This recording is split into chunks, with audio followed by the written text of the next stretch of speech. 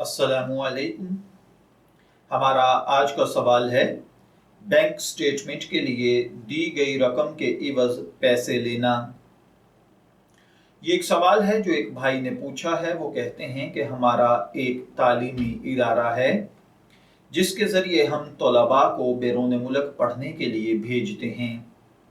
इस अमल के दौरान एक मरहला आता है जिसमें बैंक स्टेटमेंट की ज़रूरत पेश आती है और तलबा को ये बैंक स्टेटमेंट फराहम करना ज़रूरी होता है। बैंक स्टेटमेंट तकरीबन 50 लाख से 60 लाख रुपए की होती है, जो कि हर तालिबे इल्म से मतलूब होती है, जो स्टूडेंट के नाम से अकाउंट में मौजूद होना लाजमी है। अब अक्सर सूरत हाल ऐसी होती है कि तलबा के पास इतनी रकम नहीं होती, लिहाजा वो अपने किसी रिश्तेदार से उधार ले लेता है और बैंक में अपने नाम से बनाए गए अकाउंट में रखवा लेता है, ताकि बैंक से बैंक स्टेटमेंट वसूल करके बतौर सबूत बैरून मुल्क की यूनिवर्सिटी को दिखा सके। मगर जिसके पास इस तरह का कोई इंतज़ाम या बंदोबस्त नहीं होता, वो फिर थर्ड पार्टी से मुआमला करता है। वो थर्ड पार्टी इसके अकाउंट में मतलूबा रकम रखवा देती है, मगर इसके साथ साथ वो उससे चेक और ATM ले लेती है और इस रकम पर उस तालिबे इल्म को कोई इख्तियार नहीं दिया जाता। तालिबे इल्म इसको अपने किसी इस्तेमाल में नहीं ला सकता। वक्त पूरा होने पर बैंक से बैंक स्टेटमेंट वसूल करके यूनिवर्सिटी को फराहम कर दी जाती है ताकि उसको वीज़ा मिल सके।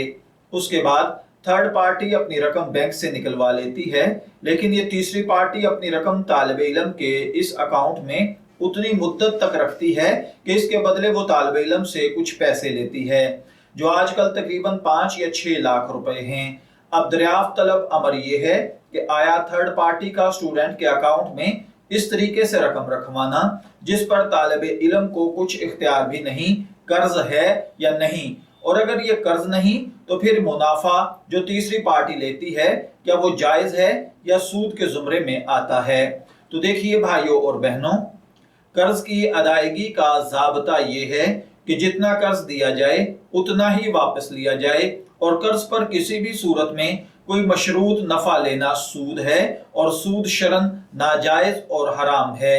इस सूरत में भी थर्ड पार्टी का बैंक स्टेटमेंट्स के लिए तालिबे इल्म के अकाउंट में रकम मुंतकिल करना कर्ज ही है, इसलिए कि रकम तालिबे इल्म के अकाउंट में होती है। अगरचे वो रकम की मुंतकली के बाद इससे चेक बुक और ATM कार्ड ले लेते हैं, लेकिन इसे मनसूख कराकर नई चेक बुक के जरिए इस अकाउंट से इस्तेफादा मुमकिन है। लिहाजा थर्ड पार्टी का मुकर्ररा मखसूस मुद्दत तक स्टूडेंट के अकाउंट में रकम रख कर उस पर तालिबे इल्म से 5-6 लाख रुपए इजाफी वसूल करना शरन सूद में दाखिल है, इसलिए नाजायज और हराम है। मैं दुआ गो हूँ कि अल्लाह ताला हमें इन बातों को समझकर इनके मुताबिक अमल करने की तौफीक अता फरमाए। शब्बीर अहमद को इजाजत दीजिए, फिर हाजिर होंगे किसी नए टॉपिक के साथ। तब तक के लिए अल्लाह हाफिज।